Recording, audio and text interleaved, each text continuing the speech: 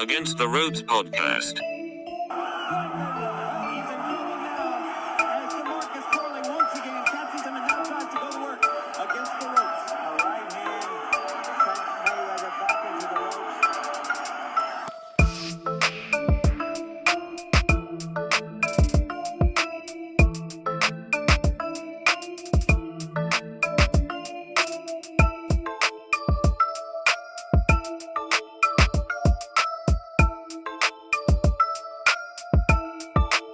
Contra las cuerdas.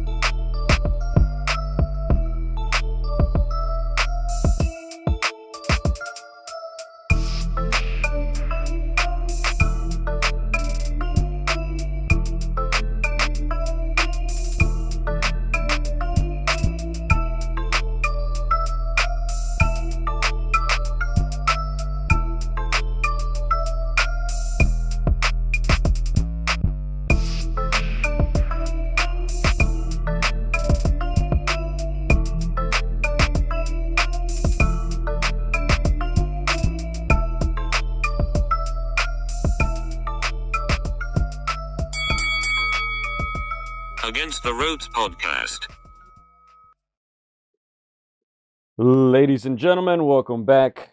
AtR podcast. Gio Garcia here alongside Christian Mosqueda.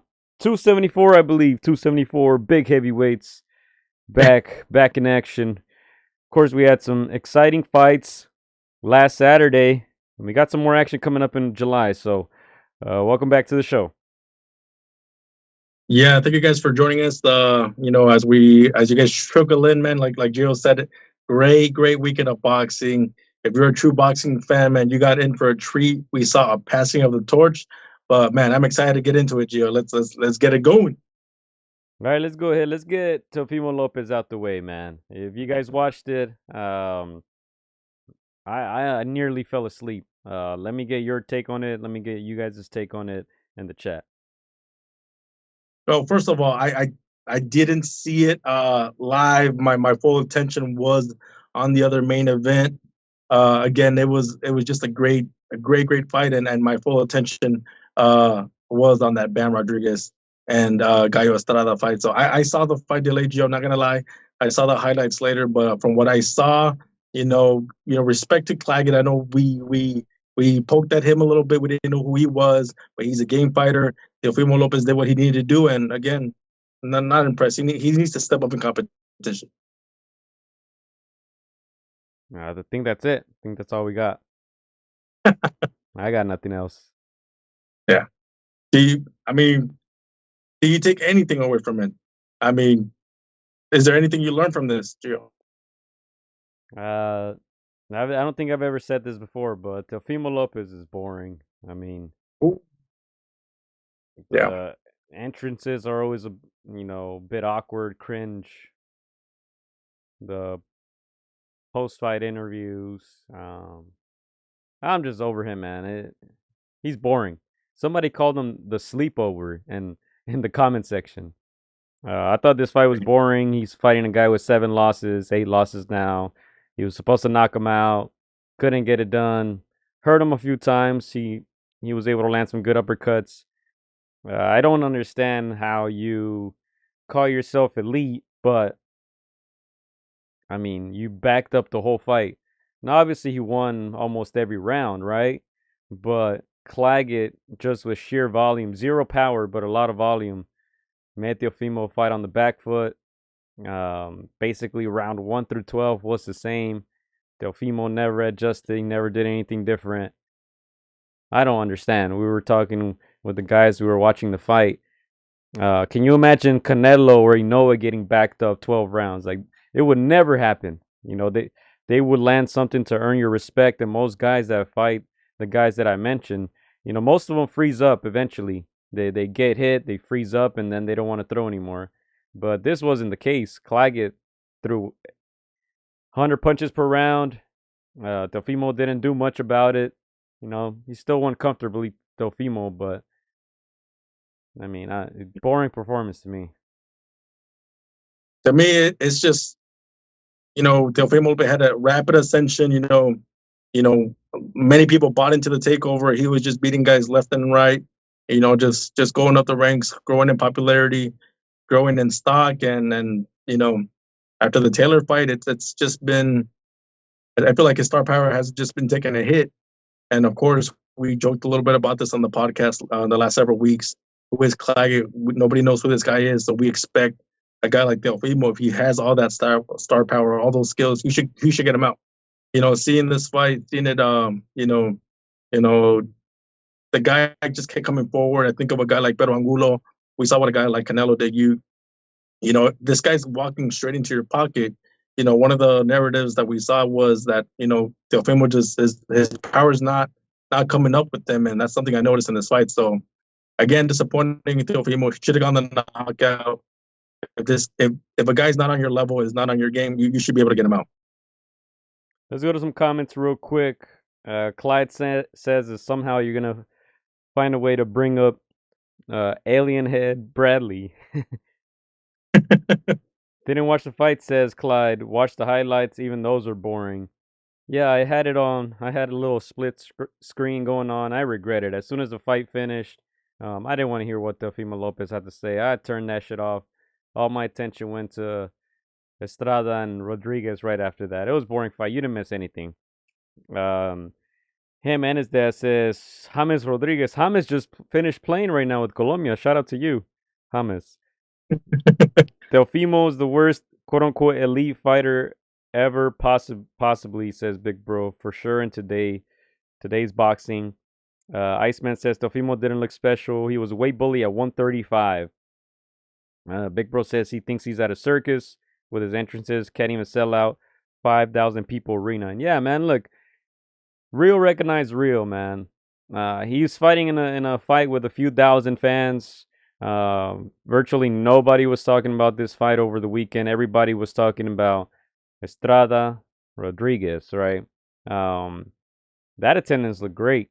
That crowd looked live. And you go anywhere, you go on YouTube, you go on Instagram, you go on Twitter, everybody was talking about Bam against Gallo. Nobody was talking about Teofimo, man. Like I said, game recognized game. If these guys keep taking easy fights, keep taking meaningless fights, this is what's going to happen to their legacy and their reputation. I think Big Bro has stated that he had the biggest falling off. After that Lomachenko fight, which I'm not very convinced that he won. He looked terrible in that second half of the fight, but after that, he loses to Cambosos somehow, some way. Cambosos, who, like I said, I never consider him probably not even top 10 at 135. He loses to that guy, a split decision. Then he has a boring fight against Pedro Campa, which he was supposed to knock out, and he did. Sandor Martin, another boring fight. Another guy he should have beat, and he barely got it done. He was split decision, not even a 12-rounder. It was a 10-rounder. Got that very good win against Taylor. Another boring win against Jermaine Ortiz, and now another boring win against Steve Claggett. I just don't understand how you want to be elite, you want to be one of the top names pound for pound, and sometimes you take good fights. Most of the time you take bad fights. Well, as of late, he's been very boring to me, so I don't understand. Look, we like Teofimo Lopez. As I said, we got a signed glove right here behind me. If he would have lost, I would have threw that glove away. That was a bet, I think. But I like him. I like him off cameras. I've spoken to him, taking pictures with him. Cool guy, but I think boxers need to hire like a PR team or something. Like, these guys are terrible at marketing, terrible at promotion. Like I said, I appreciate the wannabe showmanship, but it's a little cringe, especially if you can't follow up with a performance. Like, they brought a guy for you to knock out, and you couldn't get it done. So, I'd give no Diddy. I'd give Teofimo a D for his performance. No Diddy. No Diddy. So did he? For me, these are those kinds of fights that are, one of those fights that you take, but the next one has to deliver. Um, these are the kinds of fights that when somebody gets knocked out in a previous fight, these are the kind of fights that you take to protect your kind of fighter. But Teofimo's not in that position. He hasn't been hurt in previous fights. Again, we talked about his star power. When you put in Teofimo Lopez's name, it gets a lot of people talking because he is exciting. I agree with you, Gio. The last couple fights, his outside of the ring showmanship has taken a hit. A little bit cringy, a little bit corny. And I do like Teofimo. I think he had one of the best ascensions to boxing. Got people excited after that Josh Taylor win. When he called out Crawford, that's one of those fights that kind of got me excited. Somebody that is around Crawford's division that can give him trouble. That was one of those guys that kind of got me excited. You mentioned the last couple fights. It's just been downhill from here. Again, a lot of the distractions outside of the ring, like you said, saying a lot of unnecessary things on camera. Sometimes less is more. So hopefully he gets back, but we cannot get another Claggett for his next fight. It has to be a name. Steve Claggett. Unbelievable. Unbelievable. I predicted a knockout. He didn't get it. We both predicted a Teofimo win. You get the KO on that column for predicting that Claggett was somehow going to survive. I mean, Claggett was just happy to be there. I don't understand how a guy who's supposed to be as good as Teofimo doesn't get him out of there. I'm confused still, but anyway, that was that. Let's go to some last comments here. At the end of the day, it was a very wide scorecard, obviously in favor of Teofimo. Went at 12 rounds. I mean, this is probably the last time we'll say the name Steve Claggett. And I'm sure we won't be talking about Teofimo for a while, man, if he keeps taking these type of fights. James Rodriguez says, I was at the Bam Estrada fight, he says. We're going to get right into it after this. We don't want to see him again unless he's fighting a top 5 guy in the division, says Big Bro. Getting all bruised up against a journeyman. He ain't it. Never had it. The Loma win was more of a Loma being injured and not throwing the first half of the fight. He also says he should have lost to Sandor after he got dropped. Iceman giving Bam some props. We're going to get into that fight. Clyde says, still making fights almost as bad as MMA fights. Almost, he says. I didn't have Teofimo beating Lomachenko. Draw at best. 1 point Lomachenko. Yeah, I had it a draw or in favor of Loma. I think a lot of people were mad that Loma didn't throw many punches in the first half of the fight, but they forget that Teofimo barely even landed that first half of the fight, right? But hey, you know how some boxing fans are. If you're throwing punches, sometimes they just give you the round, right? Even if they don't land. But last one here, Terrence will whoop him worse than Arrow. Says, stop it. Yeah, I think it's clear. He should stay away from those guys. Obviously, Teofimo's the type of fighter that fights up or down to the level of his opponents. But in this case, you can't follow up a performance that bad and then start calling out other guys in other divisions. I mean, that's insane. Humble yourself, get back in the ring, get a better performance, and then talk your smack. But yeah, I'm just over Teofimo at this point. Yeah, again, shout out to Claggett for having a good chin in there, making a good account of himself. But yeah, Teofimo should have ended that fight by knockout TKO. It should have never gone the distance. So yeah, disappointing performance in my opinion for Teofimo Lopez. All right, let's go ahead and get into what happened in the rest of that card. That main event was so not exciting that we just wanted to get it out of the way. Elvis Rodriguez won a unanimous decision against Hino Rodrigo. That was a pretty good fight. They both dropped each other. Elvis went down in the first round and actually got it back at the end of the first round. That was a good fight. Robesi Ramirez TKO against Brandon Leon Benitez. A fight that he should have won. He should have stopped his opponent. So he got the job done, and he's still in contention.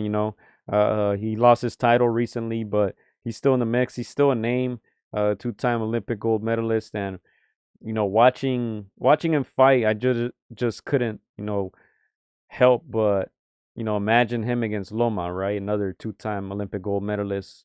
Some guys brought up Loma here.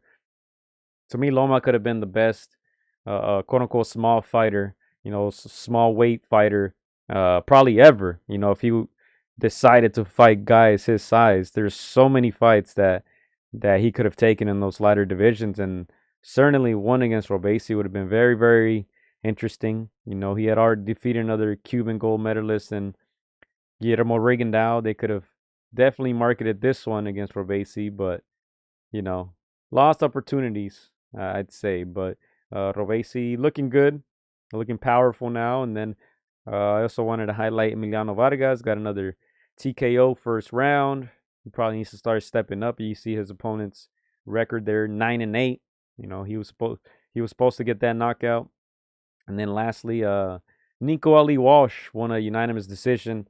He got a rematch there against the gentleman who actually defeated him. They're both coming into the fight 9-1, and he got his revenge. I only mention that because he dislocated his shoulder in that last round, fought through it. Interesting sequence there. He was kind of shaking his arm, trying to punch his shoulder back into place. Fought through it and got a unanimous decision. Got booed too by the arena there in Miami. They didn't think he won the fight. He's getting a lot of hate, but no, I give him props for that, fighting with a dislocated shoulder. Yeah, I think that's the one that most stuck out, that made the rounds on social media, on YouTube. We obviously saw that he popped his shoulder. You could clearly see it. It's clear as day. I agree with you, Gio, that a lot of people felt like he didn't win that fight. He was fighting an actual fighter.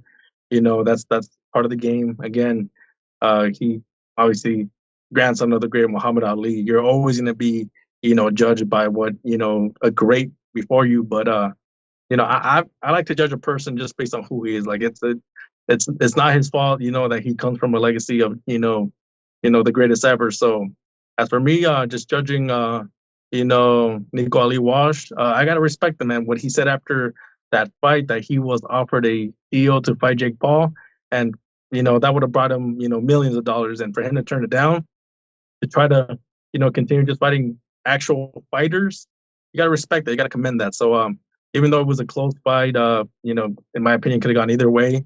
You gotta commend this young fighter for trying to not sell out and try to take the fighter's route.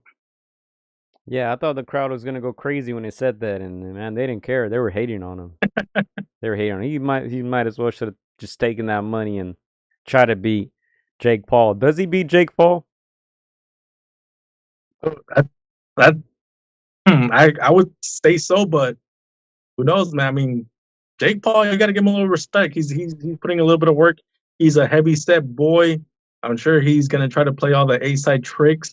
But I mean, I'd like to see that. Not that they brought that up, I would like to see it.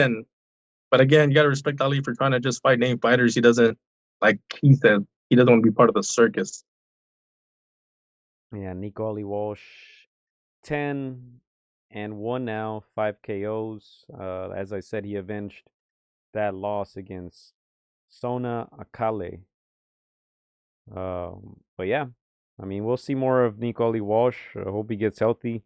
That looked very, very painful. You could see the bone sticking out through his skin. Well, not through his skin, but you can see it. You can see the bone kind of sticking out in there, and he was trying to punch it back into place. But yeah, that was the top rank card. The undercard, I think, interesting names on there. I was definitely watching this one, but we can shift over to the zone. Obviously, the main event, right? The main event of the weekend: Jesse Bam Rodriguez, Juan Francisco El Gallo Estrada. We can get right into it. We'll shout out the guys on the undercard because we did have a couple friends of the show on that undercard as well. But we got to talk about this one, man. And you guys let us know in the live chat what you thought of this fight. The great performance. Bam Rodriguez stops him in 7. I mean, what a show. I think Most of us expected Bam to dominate, but not necessarily stop Estrada. I think we both predicted that he would win by decision. And we're gonna get into those crazy scorecards because Bam was about to get robbed too. We would have got robbed of that. Great performance by Bam. I can say he won every single round. Probably, I mean, he got dropped and still probably won that round. So, I mean, just dominant. 24 years old. You guys know how high we are on Bam. I think I had him at like 6 pound for pound before this. He's definitely up there now. Just great performance by Jesse Bam Rodriguez. Yeah, no, what he's done already at 24 is nothing short of incredible. Like you said, we predicted a decision just based on giving respect to the former champion and Gallo Estrada. You know, what 13, 14, 15 plus years of just being at the top. You know, sharing that throne there with the other three kings. Never been dropped. Never been. You know, it's unheard of. Again, you know, the way Bam just came off, you know, fighting, you know, you knew he wanted to knock him out from round one. You know, there was not that kind of, you know, back and forth competitive fight. It was just all Bam. The disgrace, you know, once they showed the scorecards, because everybody with two eyes can clearly see he was winning every single round. Clearly, you know, that knockdown, flash knockdown. You know, that's props to Gallo. You know, that's championship caliber pedigree. But you know, like a true champion, like a true great, Bam got up, weathered the storm, and stopped. And so, I didn't think I was gonna be impressed for anybody outside of Inoue Usyk, but Bam just joins that list. And dude, he's only 24, which is scary. Yeah, and you guys were looking at his resume right there. I think obviously he had some good wins. You know, he started fighting decent opponents early on in his career. A couple undefeated guys, experienced guys, but I think when it really, you know, when people really started giving props, here it is, 2022, Carlos Cuadras dominated Carlos Cuadras. Then he fought Sergio Sorong Visay, stopped him, and then after that he defeated Israel Gonzalez, Christian Gonzalez Hernandez. He got his jaw broken in one of these, and fought like if he didn't. You know, he even said after in the post fight interview, like, man, my mouth hurts right now. I can't even speak. But you know, he's been in those tough fights too. That 2022 was when we gave him Fighter of the Year for that big year. You know, Carlos Cuadras, Soron Visa, and then Israel Gonzalez at the end of the year. Stay busy type of fight. And then, you know, Sonny Edwards, you know, who a lot of people considered him a great boxer coming out of the UK. Obviously, not a ton of power, but a very, very good boxer. He was actually on the undercard as well. And then the legend, Juan Francisco Estrada, who, yeah, 34 years old, hasn't been the most active. But, man, if you look at the names he's lost to, he's only lost to the top dogs, Chocolatito, Soren Visay, and then I think it's Carlos Sanchez Jr. right here, 2011. You know, definitely a legend of the sport, Juan Francisco Estrada, a great Mexican champion. I think when he's all said and done, you know, they're gonna definitely consider him one of the best Mexican champions. But I mean, this past Saturday, he just fought someone crazy to say who's just much better than him. Yeah, when I was watching this fight, Gio, I don't know why, but you know, the Chicanito Hernandez versus Floyd Mayweather fight came to my mind. It's a former champion that's been on top for so long, and you know, they've been in those tough fights, those legendary fights against other guys that are gonna go straight into the Hall of Fame. And you know, to never been knocked out and to go toe to toe with those guys and to lose to them, but then to avenge those losses, those guys are just they're neck and neck. But when you see a guy, you know, the future of boxing, in my opinion, you know, just completely outclassing you, you're oh man, it's just impressive. Again, I think we have a future great here in Bam Rodriguez. Like you said, probably already in a top 5 pound for pound in many people's list after this performance. But yeah, man, it takes a lot of pride, and I think El Gallo Estrada handled this loss with class.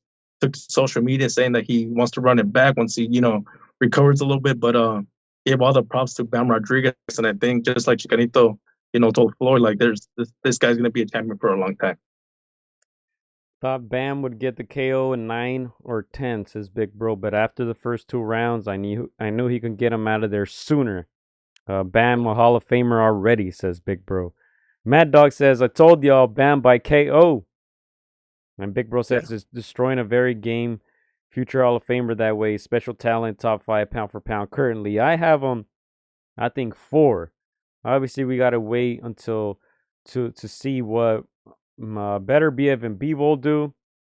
Bivol just took a fight he shouldn't have. I mean, he literally fought a nobody. So that, to me, that gives him minus points, just like Teofimo. But obviously, Usyk, you can't deny what they've done recently. I think they're the clear 1 and 2.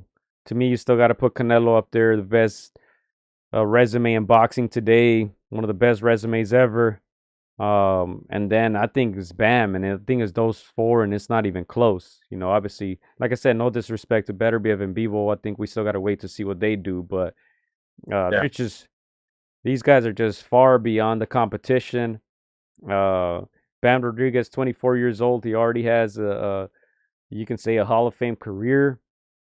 Just like Canelo did at that age is rare. It's rare to see it, especially with guys nowadays, turning pro. A little late, you can say, mostly the Europeans, the Lomachenkos, the Usyks, Better BF, those guys turned pro late. So, for a guy like Bam, who wasn't, you can say he wasn't the most highly touted amateur, him or his brother, like I said, he went in there, he took tough-ish fights, at the beginning of his career. He only has 20 fights. I mean, to say that the guy has already a Hall of Fame resume, that speaks volumes. For 20 fights, 24 years old, 13 knockouts, undefeated. I mean, that tells you a lot. So, can't wait to see what he does next. It sounds like he wants to unify. I hate when the dumb commentators start with the fantasy fights, not realistic stuff. He shut it down quickly. He was very adamant about what he wanted. He wanted a unification bout. He said, that's a fantasy fight. Guy is a couple of weight classes above me. I'm at 115 right now. So he's looking for belts, and I'm sure looking to continue to impress. And I mean, special talent, Bam Rodriguez. Yeah, we hinted at if he were to retire, tomorrow, with everything he's done, he's already done way more than many names out there. There was there was a social media post that said who's got a better resume, him or Tank Davis, and I think it's clear who it is. Just fighting against those aforementioned 4 kings. One more on the way, and we'll talk about it in a bit.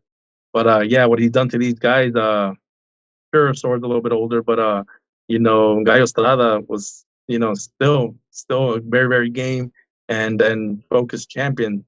A little bit of, not as active the last year and a half, but still, you have to believe this guy did not want to, just give up his belts to a 24-year-old. So, for Bam to do that, to do it with so much class, so much skill, so much precision, power, getting dropped and keeping that calm, cool, collected, kind of mindset, just tells you he's a killer, man, and he's a beast. Everybody's, super excited about what's to come. Like you said, Gio, he's looking for unification bouts, So again, we got a lot of good action coming down, and guys like Virgil Ortiz Jr. taking to social media, telling us for years how good this kid is.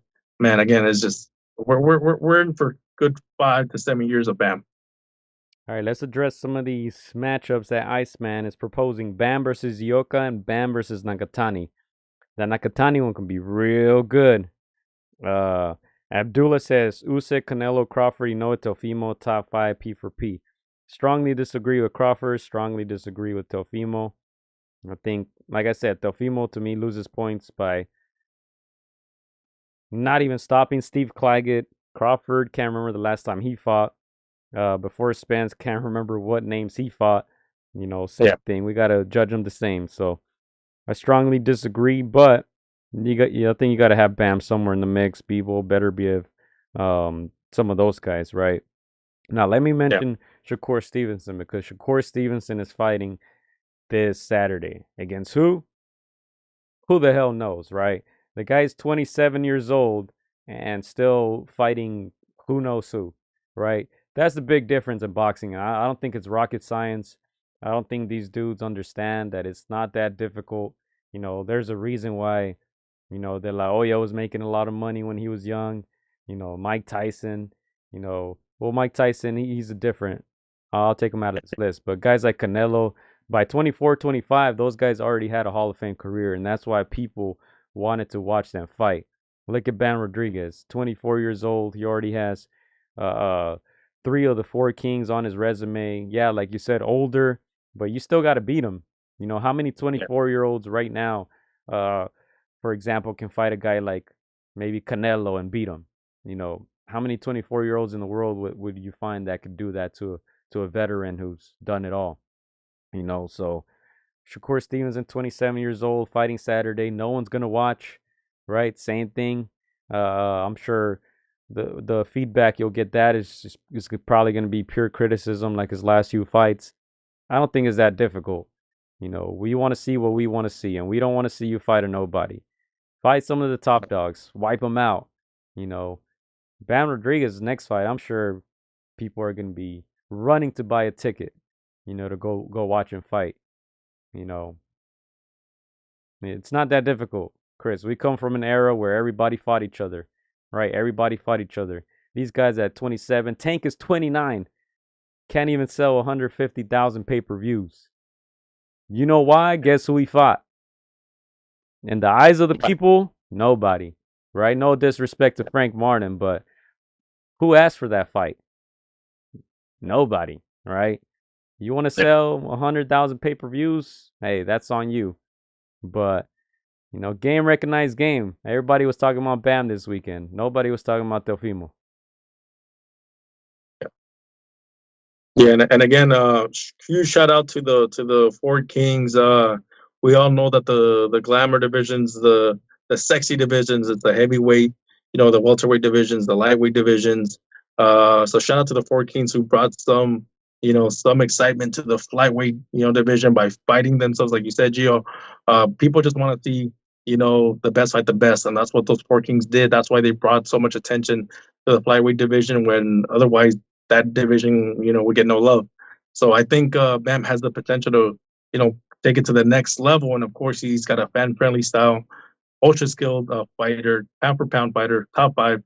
And, again, he's likable, he's humble, hardworking. You're not going to see him, get distracted outside of the square circle where many fighters that are talented, they lose it.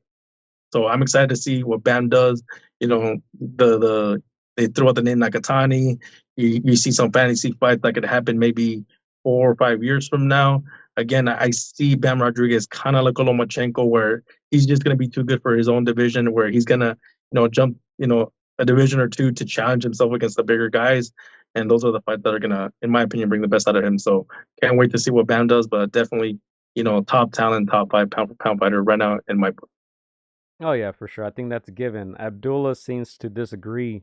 I don't think he knew who Estrada was, but Abdullah, if you can find anybody who in their last fight fought the WBC champion and the Ring Magazine champion in their last fight, drop it in the comments. And that's my challenge to you. All right? Facts are facts. You can't deny the facts. But, yeah, I took a few notes on this fight. Let me see what I don't even remember what I wrote, but oh yeah, the judges. Oh my God, Chris. Let's go ahead and get into that. All right. So we're speaking on the dominance of Bam Rodriguez, right? But if you look at these cards, you're gonna be like, what the hell are you guys talking about if you didn't watch the fight?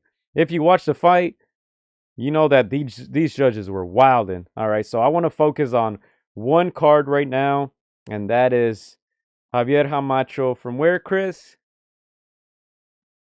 Mexico. right? Gotta Those Mexican judges, man, they must be paying them cheap because those guys will sell out a fight for nothing.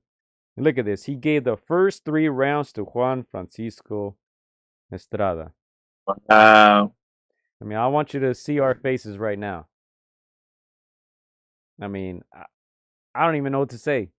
I mean, this is not even stupidity, Chris.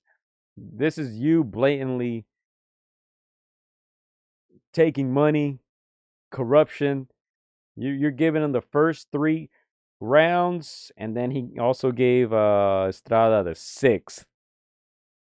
Right? So that means he only gave Bam what? How many rounds did he give Bam? 2? He only scored 2 rounds for Bam. Surprisingly, I think the 6th round where Bam went down, he scored at a 10-9. Wow. So I don't know. I mean, this guy was confused, but anyway, he scored a 10-9 for Estrada. So I don't know what the hell that dude was watching, man. The other 2 judges you see here, Judge Steve Morrow had a 58-54 for Bam. That looks more like it.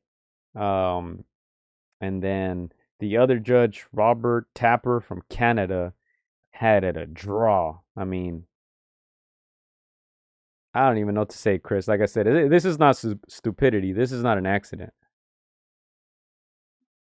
Yeah, no, again, it's just, that the fix was in, and it's when you have a competitive fight, if you're gonna, and we talked about it before, that's the only time where you can kind of give maybe, let's say it's the first 4 rounds, give 2 to your guy and then 1 to try to, fool the public. But when it's so one-sided, when you see that the other guy is just winning, it's blatantly a robbery that you're trying to do. You're blatantly in the pocket, for whoever powers that be. But yeah, no, I'm glad that Bam took it, upon himself and decided to not go to the scorecards. Again, it's very hard, to knock out a champion that's been that dominant for that long, that's been on top for that long. So I'm sure many people thought that, the guy Estrada was going to take it the distance, and then the fix was in. So again, shout out to how poised Bam is to make it not go a decision, because again, he was going to get robbed, Yeah, and it was. I mean, it's crazy, right? But there was a rematch clause. I know Arnaldo says Estrada did his thing, and he's saying he should retire. But Estrada wanted a rematch right away. He asked for a rematch right away. I guess I should have created a poll on that. Fell asleep over here. Fell asleep on the job, but I can create a poll on that, whether you guys want to see the rematch or not. You guys can let us know in the live chat. I can ask you too, Chris. I don't know if I want to see it. Obviously, it was an entertaining fight. Bam actually went down in this fight. When he went down for the first time in his career, flash knockdown, he kind of got up right away, smiled at Estrada, and then proceeded to win that round.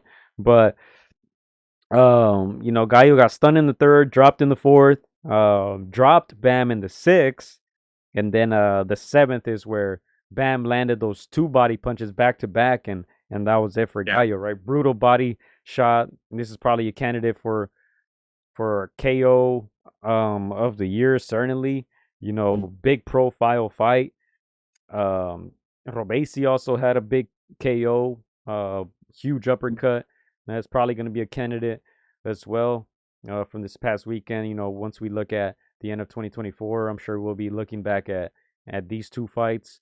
But I mean, inexcusable. 2 judges did not have Bam winning. We'll see if the rematch happens. Estrada sounds like he wants it. Maybe in his eyes, he thought the fight was a little closer. I mean, certainly in the eyes of these 2 blind judges, it was a lot closer than the fight really what really happened in reality. But we'll see. Estrada said, "Hey, I knew the mistakes that I made. fix him for the second fight.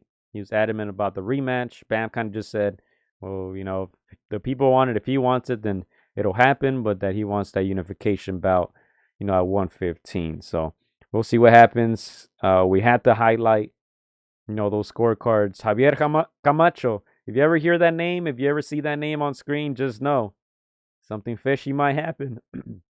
Just like if you hear the name Alejandro Rochin, something fishy might happen. There's a lot of judges out there. They both happen to be Mexican, unfortunately, but it is what it is. It's boxing. I always say, like, I'm not promoting betting, but I mean, we always joke about, if you're gonna put money down, like, think about the expected, decision, and then think about the powers that be decision. So write these names down, guys. I mean, hey, if you want to come up on a decision, you know whose names to write down and who to research. But yeah, as the question of the rematch goes, Gio, normally when I want to see a rematch, it has to be a competitive kind of fight. It has to be like Pacquiao Marquez. It has to be like Vasquez Marquez. Those kinds of fights where, like, it goes, back and forth, toe to toe, and it could have gone either way.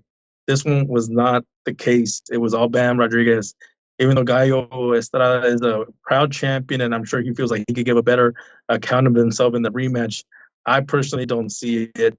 It reminds me a little bit of, Inoue versus Donaire, that first one where it was highly competitive, but by the second fight, by the rematch, Inoue already had him figured out, knocked him out, in the second round. So I feel like it would be something similar now that Bam knows he can get him out. So again, huge shout out to Gallo for giving a great account of himself in this first fight. But I personally wouldn't want to see the rematch. I'd rather see Bam Rodriguez, take on somebody like Chocolatito or somebody like Nakatani. And I know some people will have their reservations for the Chocolatito just because, he's so well loved. But I think Bam has to complete the, taking over the throne. So that's the one I'd rather see.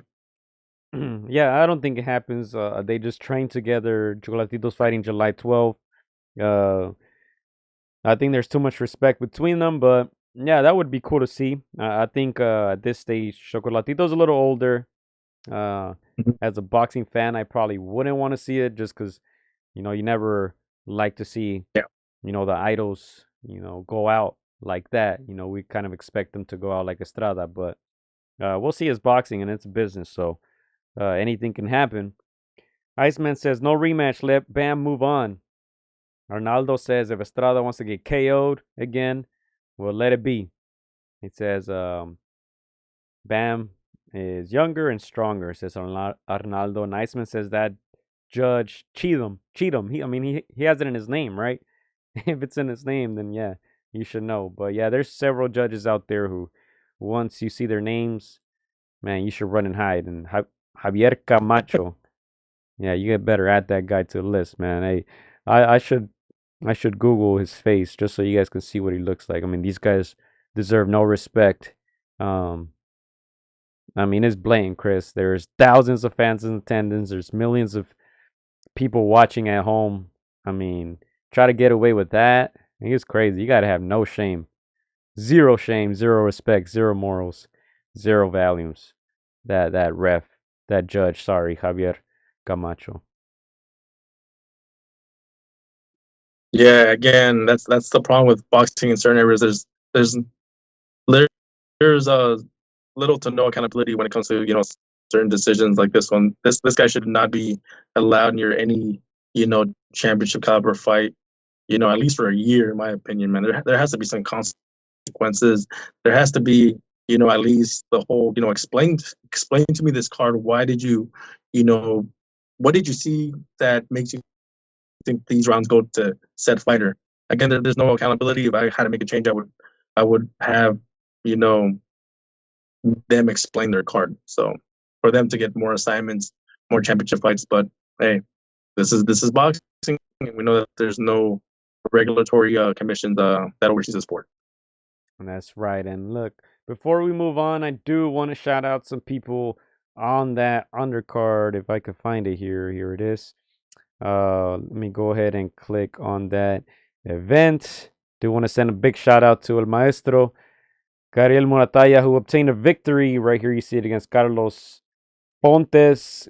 Good victory for El Maestro. Won, well, you could say every round. He's 12-0 now. Older brother of Raymond Muratalla. Muratalla, who's fighting soon, July 12, I believe, is that card, or 13. We'll double check that in a moment, but he's fighting soon on that Johnny Beck Alhamdulillah undercard. Sonny Edwards as well. He got a decision at the end. He got a nasty cut. They had to go to the scorecards, but he was able to defeat Adrian Curiel. And of course, that big main event right there in Arizona, Juan Francisco El Gallo Estrada against Jesse Bam Rodriguez. El Gallo, who had the crowd on his side, Chris. He had the crowd on his side. Yeah. Bam kind of silenced them until Gallo knocked them down. Then they woke up again, but then Bam stopped them in the next round. So good event. You know, Eddie Hearn is a guy who, he doesn't just focus on the superstars, the heavyweights. He shows a lot of love to the lower divisions as well, and he was hyped about this one. So, very good event over there in Arizona.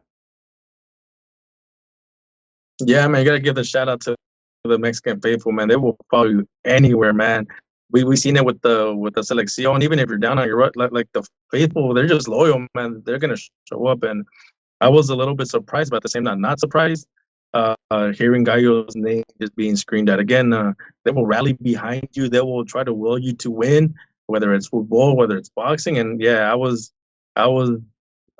impressed just hearing Gallo's name being out there. But yeah, man, like you said, Bam, did his thing, quiet them a little bit as much as you can. But yeah, man, I'm glad to see that the fans got to see who Bam is. Obviously, we know he's fighting in Arizona, but if they could get behind him, they're gonna have a champion for many years. All right, and there we have it. Let's go ahead and move on to July 6th this weekend. Stevenson against Harutyunyan. I don't know. Somebody correct me if I'm wrong. I'm pretty sure I'm wrong, but who cares? We'll probably never say that guy's name again. And also we have William Cepeda against Giovanni Cabrera. Once again, ESPN and DAZN on the same night. Which one will you guys be watching? 21-0, 10 KO. Shakur Stevenson, 27 years old. You see his resume there. The last one was on a Thursday night. We all went to sleep early that night. Shout out to Shakur for that. Before that, he fought Shuichiro Yoshino, then Robson Conceição, Oscar Valdez, Jamel Herring, Jeremiah Nakatila, Toka Khan Clary, Felix Caraballo, and I'll stop there because you guys won't recognize any of the other names. Artem did fight Frank Martin in his last fight, lost a unanimous decision. That was in July of 2023, about a year ago. 12-1 from Armenia. Chris, are you excited? Not excited at all. Again, I do believe Shakur Stevenson is a great talent. I think he's ultra skilled. Maybe one of the pure boxers in the sport. But yeah, his style just it lets a lot to be desired. There's a lot of people don't want to fight him because he just doesn't engage enough. He doesn't take enough risks. It's not to their benefit to fight a guy like Shakur Stevenson. The only upside is that he's fighting on a Saturday, up from Thursday. But yeah, again, he's got to trade more. Yeah, I mean, I got nothing on this, Chris. Like I said, 27 years old for him to be still taking these type of fights. Not sure why, but let's go ahead and look at the undercard to see what's on there. The undercard's not bad actually. Oshaki Foster against Robson Conceição, decent fight. Keyshawn Davis 10-0 against Miguel Madueño, 31-2. There was another one right here. Abdullah Mason. This one's good. I like this fight right here. Abdullah Mason, 13-0. Our prospect of the year last year. Against Luis Lebron, who's 20-5. He's stepping up, more fighting a more experienced guy. So I'll be tuning into the undercard. Might take a nap during the main event. Who knows? We'll see. But yeah, that's what the undercard looks like for top rank ESPN Shakur versus Artem. Yeah, I agree. I think I'll tune in to see Abdullah Mason, get some rounds. And again, we have very highly rated for, prospect, future contender and maybe future champion. But yeah, man, again, as for Shakur, he's gotta trade. He's gotta take some chances. I've heard him, take to social media. I've heard him say, sometimes you don't have to please the fans and you just have to get a W.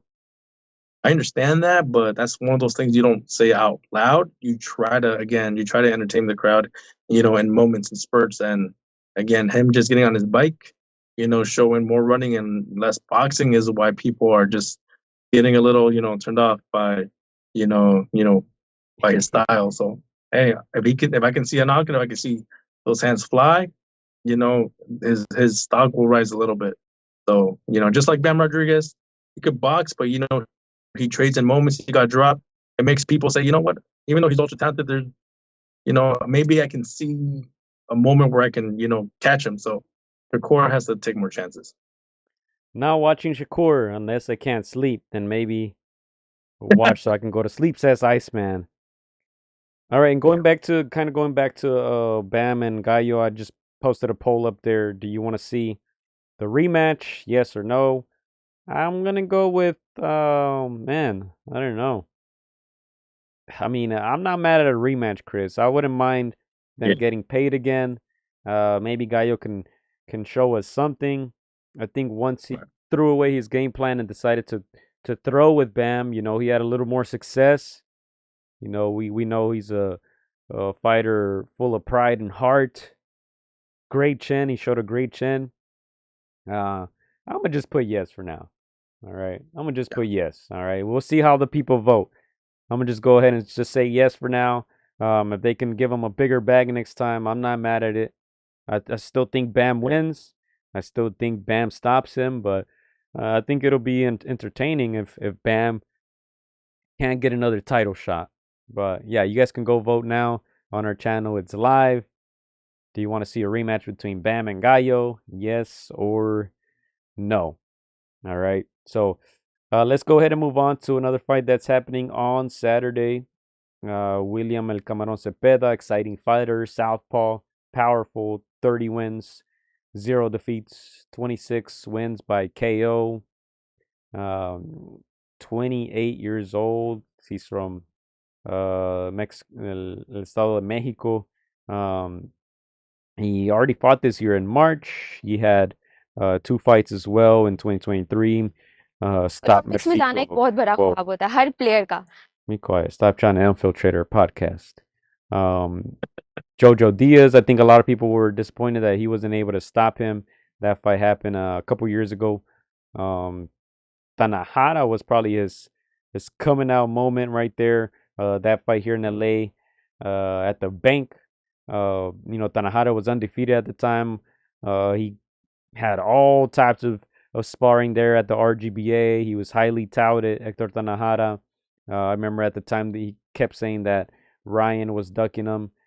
He was one of those top prospects, and Cepeda made him quit essentially. So, 2021, that's when that happened, and ever since, he's been looking good, looking strong, and he's going up against Giovanni Cabrera, 22 wins, 1 loss, 7 wins by KO, 29 years old, and his only loss coming via split decision to your boy, Isaac Pitbull Cruz, in one of the more boring fights that I've ever seen. That was on the undercard of Spence and Crawford.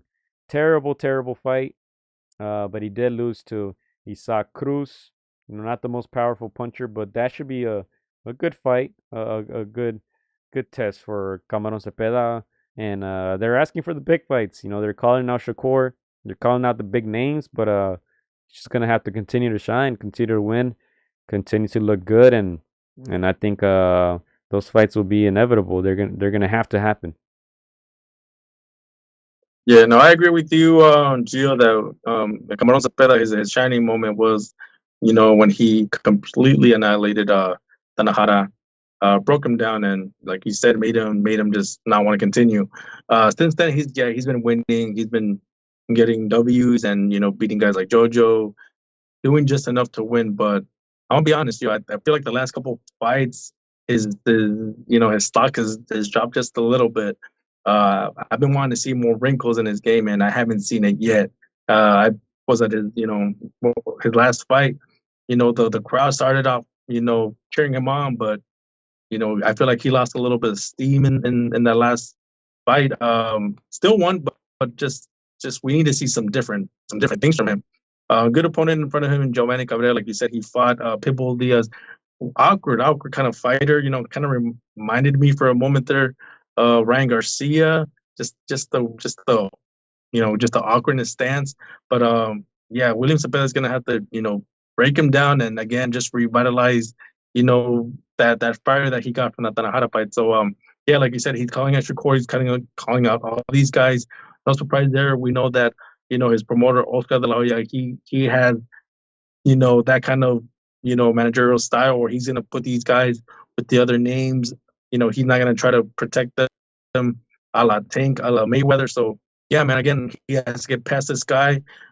He's got to make a statement, in my opinion. He's got to get a knockout just to get people once again excited about who Camarón Cepeda is. So I do predict that he can do it. He should do it. But again, this guy Giovanni Cabrera, a little awkward, and so it's gonna be tough. Camarón is gonna do what Pitbull Cruz couldn't do and stop that guy. Says Big Bro. He says he's gonna show there's levels to power. 26 knockouts and 30 wins for Camarón. So, if he can get this done, that's one thing he can say. Hey, look, y'all talk about Pitbull like he's got all this power. Look what I did and he couldn't do. So, yeah, I'm sure Camarón is gonna be looking for that knockout. Let's go ahead and look at what's oh man, I can't even look up the undercard on here. Let me see if I can find it on ESPN. Let me see. Let me see if they have the undercard for that. Yeah, I was gonna say they don't even have the fight on BoxRec, man. What's going on there? I was got in here forgot to send in the paperwork. Man, look, they don't have anything on ESPN either. Man, come on, man. Y'all trying to sell some fights? Come on, man. Also, who cares about this main event fight? But in Anaheim, there's some fights going on. Daniel Jacobs against Shane Mosley Jr. I remember they announced that one. I got to check if that one's still going on. But yeah, that's a good fight. Daniel Jacobs, Shane Mosley Jr., and then Amado Vargas against Sean Garcia also is supposed to be on that card. We got to double check those, see if they're still on or if they've been postponed.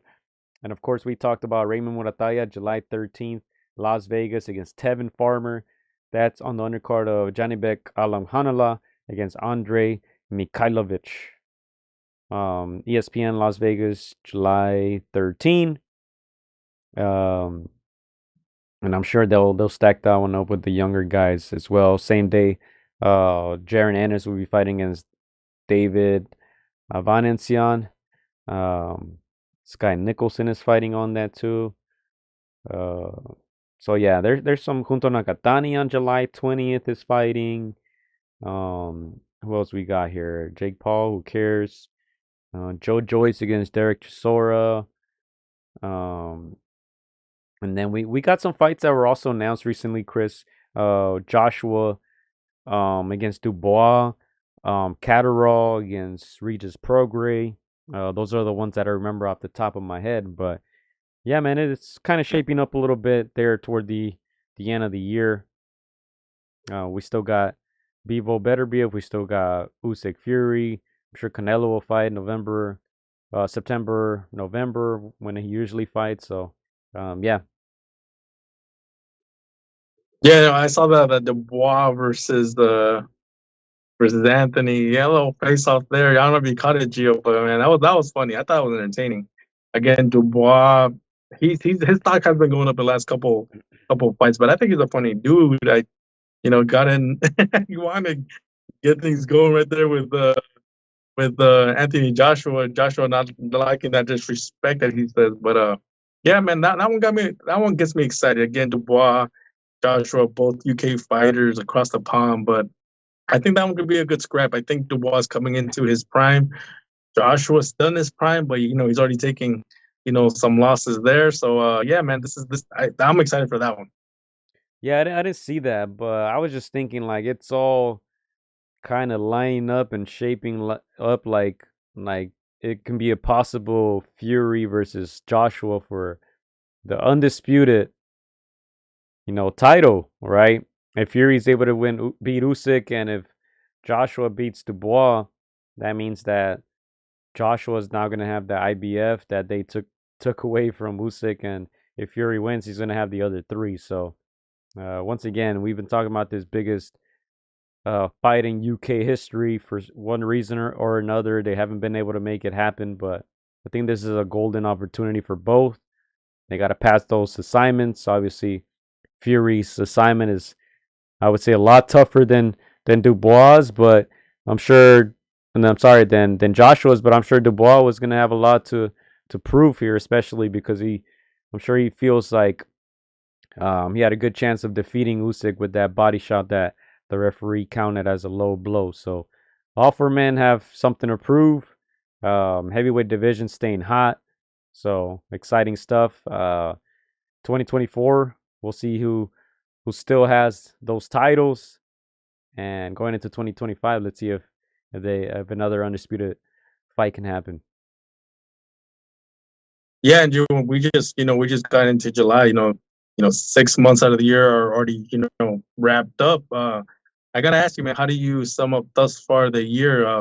We know the last year and the year before we had some pretty good boxing years, and I didn't think that we were gonna get those kinds of years. When it comes to name fights. But how would you rate half the year so far?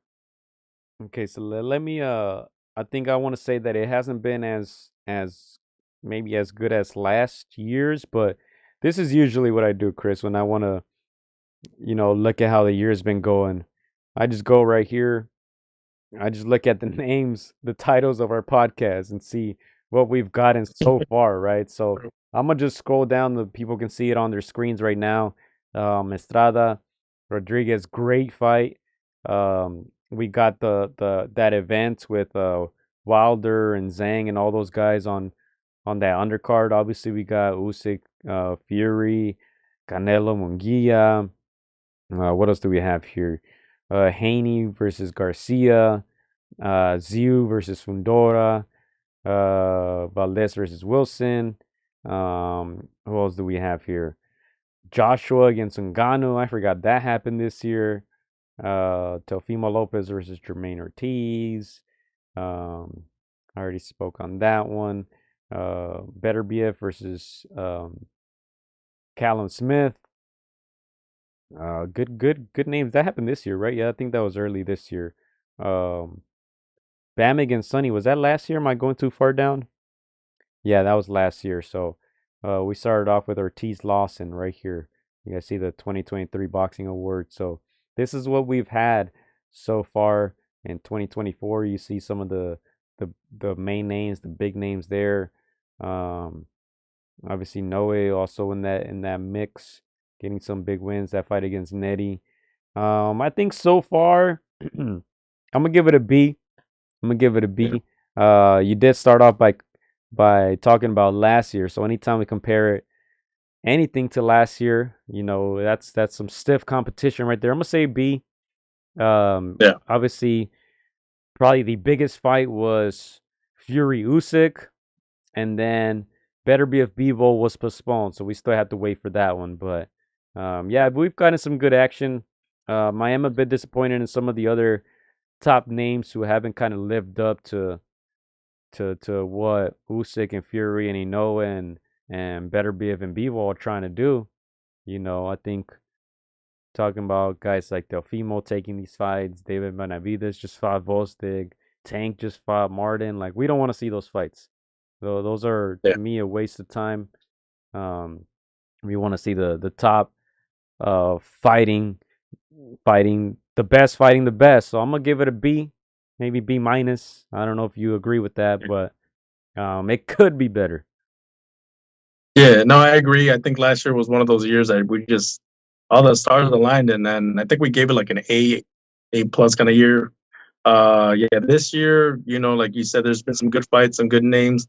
Got to give a lot of credit to Turkey for for putting those kinds of fights together. But I agree, B minus. A few fights still on the horizon. Yeah, man. Again, people better if that doesn't get postponed, if everything goes according to plan, we probably get a much better year. But yeah, you got to be happy with the Usyk Fury. What a fight! Fight of the year in my opinion thus far. But yeah, still 6 months left to go. So man, let's get that stock up a little bit again. I don't expect anything like last year, but us as fight fans that are that love this sport, that are willing to pay those dollars. Yeah, man, we got to get the fights we want, and I'm excited for Bebo, Better Beeb, and yeah, that one's gonna move and shake up the pound for pound rankings for sure. Yeah, let's go to Iceman's comments. He has a couple interesting comments here.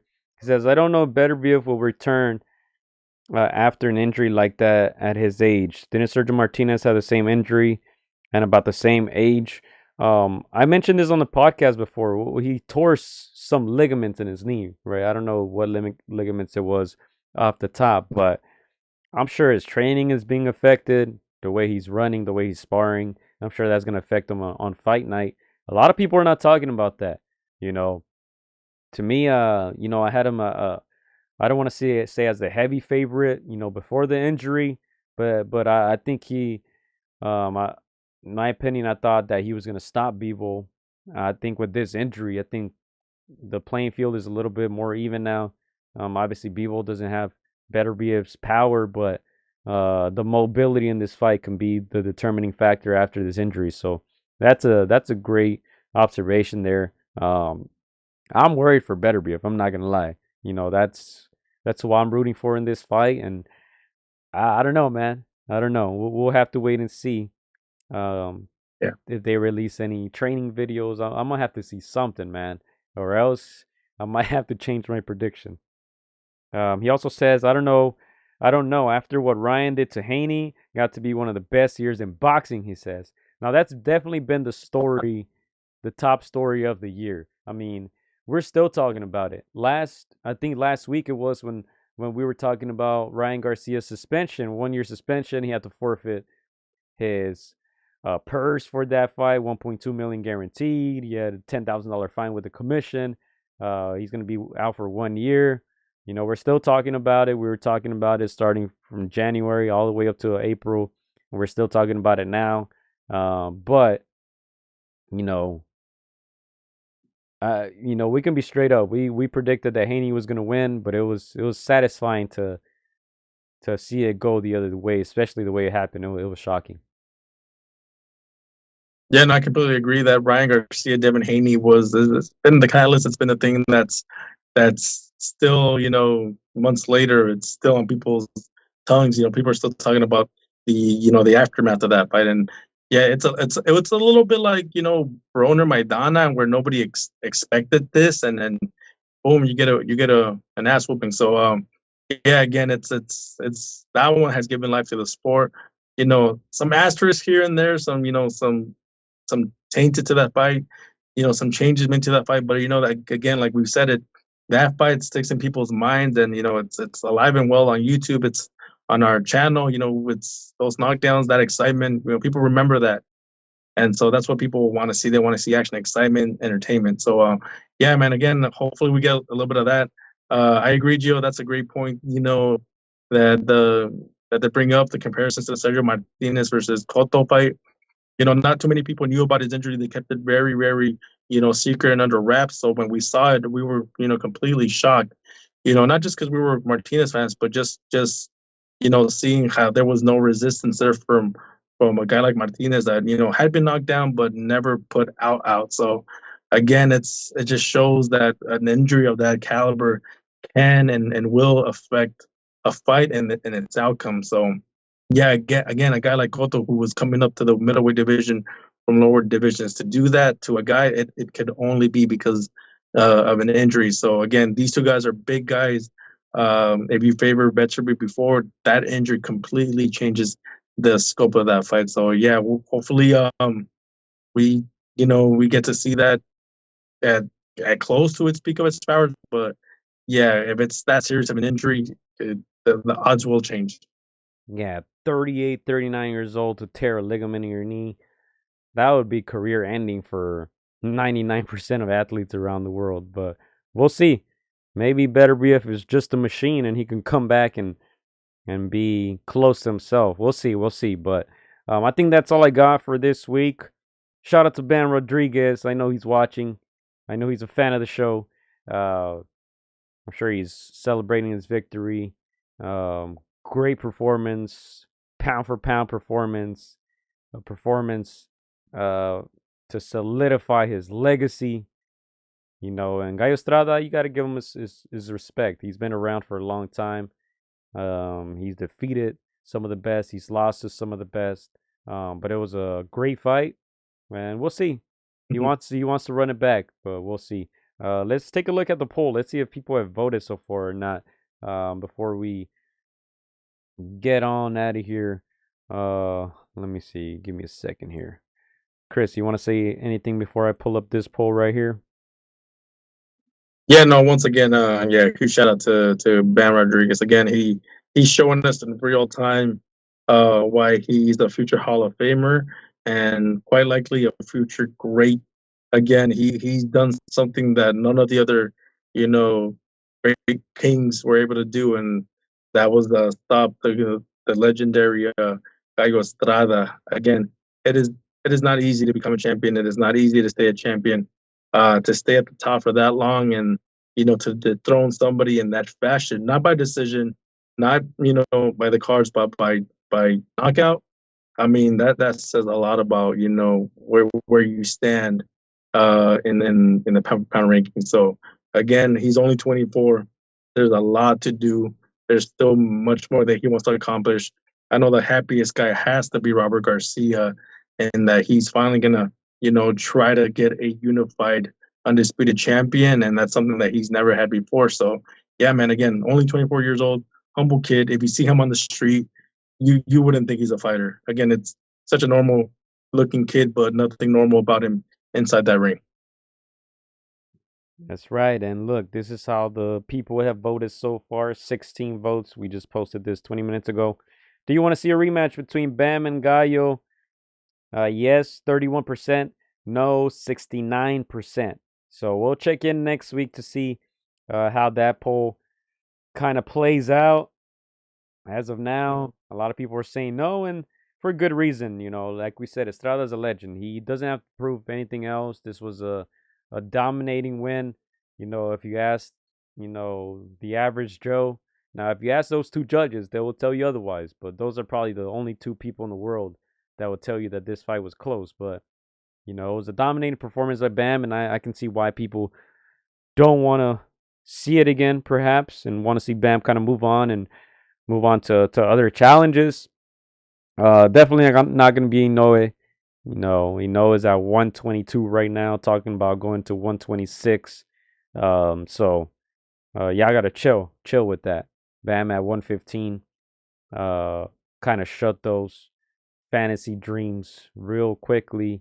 But you know how it goes, Chris. These commentators and interviewers always trying to get something for the clickbait, right? But Bam was smart. He said, "Man, get out of here with that. This is who I want to fight." Yeah, and again, maybe one day when he grows into that body, but you don't want to ruin a generational talent like that. It's not necessary at this moment. You got to respect the weight classes, and hey, if it's meant to be, one day it will happen. All right, and there you have it, guys. Thank you guys for keeping that chat lit. We'll be back next week. We appreciate you guys joining us live. Shout out to those of you who will be watching or listening to this tomorrow, listening to the replay. Thank you guys. Appreciate it. We'll be back soon. Let's go, Bam. P for P. Let's go. Let's go, Bam, mates. Jesse Bam Rodriguez. Let's go. Let's go, mates. No shout out to Teofimo this time. No shout out to that guy. He don't deserve it. Sleepover, man. The takeover? Nah, it's a sleepover. Let's go, you blokes. Let's go, man. Shout out to Sonny, too. You get beat by Bam, then you just fight on the undercard, man. Smart man. Let's go, blokes.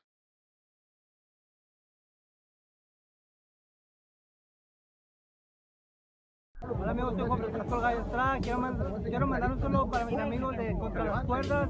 Que se les muchas ganas. Un abrazo, muchas bendiciones. Shout out to Against the Ropes. You know what mine is? Let's box, bitches. It's almost fight night. Shout out to Against the Ropes. Thank you for the support. Keep doing your thing. You're doing a great job. So thank you and best wishes. Huge shout out to Against the Ropes. Shout out to Against the Ropes. Thank you guys for the interview and hope to see you guys soon. Against the Ropes, always doing the right thing. Shout out to Against the Ropes, man. I appreciate you guys for having me, taking the time on y'all day. Against the Ropes, #1.